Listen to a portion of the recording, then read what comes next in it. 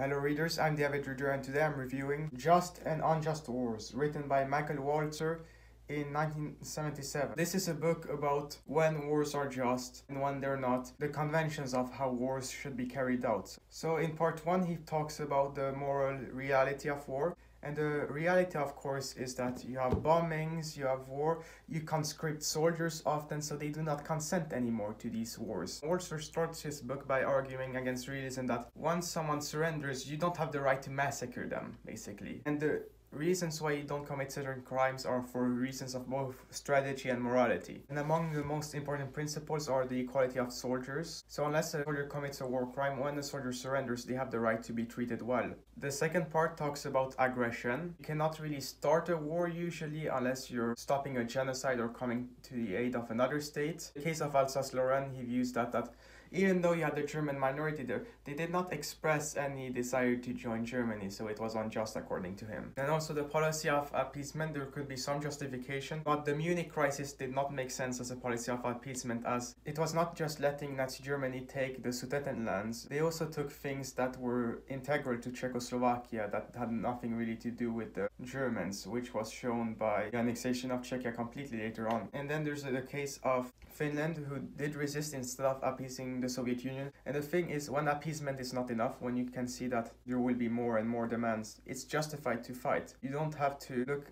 for diplomacy each time when you know that it's not gonna work long term. This is why the preemptive war of the 6-Day War between Israel and the Arab states was justified, as Israel could see the Arab states are preparing to invade them in 1967, so they can attack Egypt quickly to take them out. Another thing Walzer states is that you should not intervene when a place is trying to secede from another place. So he points out, it was kind of a humanitarian intervention, the 1898 Spanish-American War. However, we should have given arms instead to Cuba so they could secede from Spain instead of going there and taking Cuba for ourselves. I don't agree with that thought. And this is why he views the war in Vietnam as illegitimate. As the South Vietnamese had no popular support, you can give them arms, but the North Vietnamese were popular, so you're not allowed to come in there to keep the South Vietnamese government in power. The point of intervention in a civil war is to balance out another state that intervenes, so it would have been justified for Britain and France to intervene in the Spanish Civil War as the Italians and the Germans had. But he views the Vietnam War as completely illegitimate, which I'm not gonna agree with. Because it's the Cold War, so he didn't talk about the Cold War at all, or about how we're fighting against communism. He barely talks about communist states, by the way, and their war crimes and things like that. He mentioned, we should do something if there's a genocide, ignoring the mass murders of Stalin and Mao. So when he attacks evil, he only attacks Nazis and not really communism. He thinks that in the Korean War, we had the right to push back the North Koreans to the other side of the line, but we were not allowed to conquer the country completely, which it's a totalitarian state. If you have the opportunity and a justification to conquer a totalitarian state, you should do it. It's only if you cannot do it because of practical reasons that you shouldn't. He thinks that unconditional surrender is never acceptable, except with the Nazis, because the Nazis were horrible. They were not prepared to surrender under any terms, really, and they were a danger to everyone. So unconditional surrender wasn't justified on Nazi Germany, but he doesn't think it's justified on Japan, which,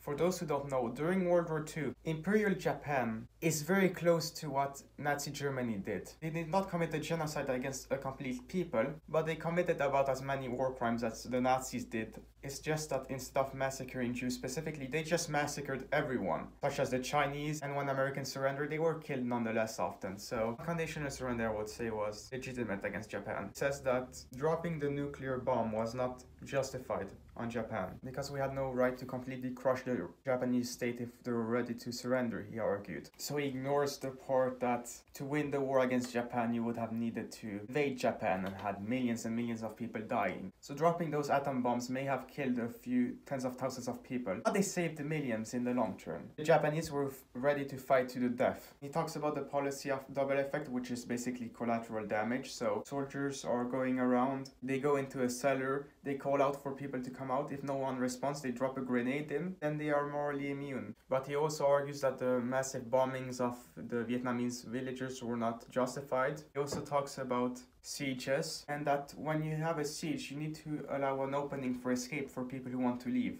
if they are civilians. Because you're going to starve that city to death. When you blockade the country, you still should allow food to go into the country, he argues. And he also kind of says, yeah, when you have a secession and you have guerrilla fighters, if they become popular enough, then they should be treated as enemy soldiers. He argues that there's a big difference between assassinating a public official and terrorizing a country by blowing up a shopping mall, for example, and killing a bunch of innocent people. They are legally kind of the same, morally they're very different. And then he kind of says that reprisals, they're not really justified just because some prisoners of war are killed. One side, you cannot kill them on the other, because you should go after the war criminals themselves and not put collective punishment on everyone. And when there are terrorists that attack your country and then go back to another one, you're allowed to go to that country and then destroy maybe some facilities, but you're not allowed to kill people at random. And the fourth part is on dilemmas, so it's sliding ethics, but only at the very end, then you can start to commit some war crimes and they're still murders, but for the most part you can't. When you violate a country's neutrality, for example,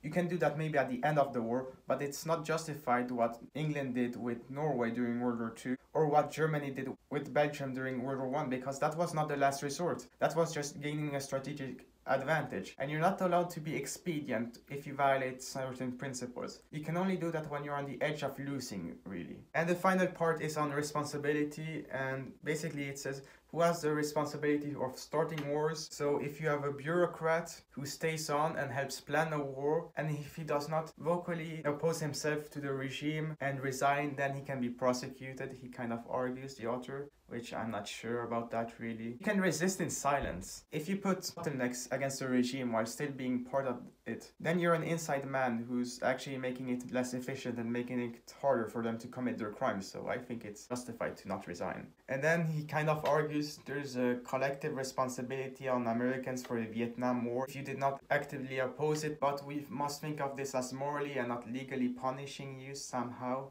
So doesn't really make any sense what he argues there. And then he argues that it doesn't really make any sense to shoot prisoners of war or committing a massacre against the people, even if you're ordered by your superiors. If you're not going to be punished severely, you should refuse, he argues, otherwise you're committing a crime. So he gives examples of hostages being massacred or a bunch of Vietnamese innocent people being massacred, and that people refused often and they weren't really punished, so you should have refused yourself also, otherwise you were guilty. But the people who are especially guilty are the officers who encourage this behavior or who do nothing to stop it. But if they can't stop it, it's not really their fault. But if they can't stop it, they have a moral duty to do so, he argues. So that's the book. So how would I rate Just and Unjust Wars? I'm gonna give it a 7 out of 10. I agree with him in large part on the things he argues in this book, but I don't completely agree with him on aggression. He doesn't understand the Cold War really, I would say. Also, I think you have the right to intervene in the country to help liberate it, because I believe that if there's an opportunity to free a people without great costs, you should, even if that's so-called aggression intervention. But he attacks very well certain points of you're not allowed to do this or that in war. I agree with that a lot, such as he talks about the bombings by planes against civilians when there's no military target. That makes no sense. But overall, a decent book. So this was the Avid Reader's Review of Just and Unjust Wars, written by Michael Walzer in 1977. It got a 7 out of 10. I hope you readers enjoyed this book review, and I will see you readers next time.